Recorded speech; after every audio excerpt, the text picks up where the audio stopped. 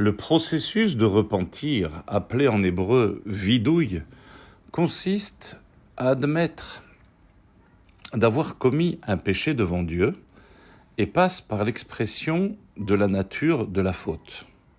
Le vidouille est prépondérant dans la liturgie du jour de Kippour. Il est récité plusieurs fois durant cette journée du grand pardon. Soulignons néanmoins que le jour du Kippour, nous nous élevons par la prière, par l'abstinence de manger ou de boire, et de ce fait, les sages comparent le juif, le jour de Kippour, à un ange.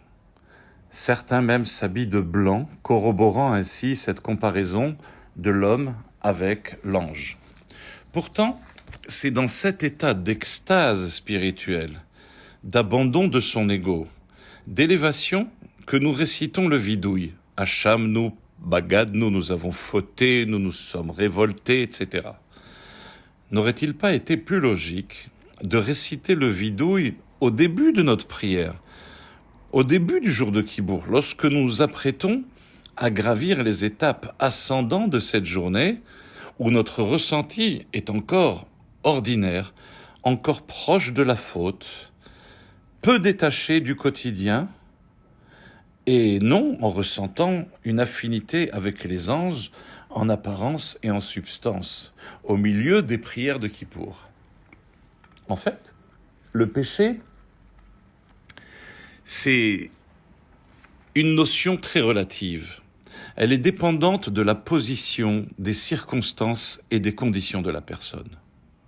On ne peut considérer comme un péché une personne ne pouvant réaliser au moment présent une injonction lorsque nous savons que pour lui il est impossible de la réaliser. Ce qui lui est demandé au moment présent est inatteignable. La notion de faute et donc de pardon s'applique à l'instant où la personne progresse, où elle avance dans son service divin. Au moment où elle quitte son niveau préliminaire, où l'on attend de cette personne désormais de franchir un autre palier dans son service divin, où la hauteur de ce palier franchi lui donnera conscience que le niveau initial, le niveau précédent, peut être considéré comme une faute relativement au stade d'élévation où il se trouve actuellement. Et donc, le jour de Kippour, qui est en fait l'aboutissement d'un mois extraordinaire de Teshuvah, le mois de Elul, et des 10 jours de pénitence entre Rosh Hashanah et le jour de Kippour, il y a des réalisations importantes de Teshuvah qui ont déjà été achevées. Et la personne n'est plus dans la grossièreté de la faute arrivée à Kippour. Mais c'est maintenant seulement qu'il ressent le long chemin qui lui reste à parcourir. C'est lorsque le palier de la grossièreté est franchi qu'il peut entrevoir l'immensité de ce qui lui reste à faire.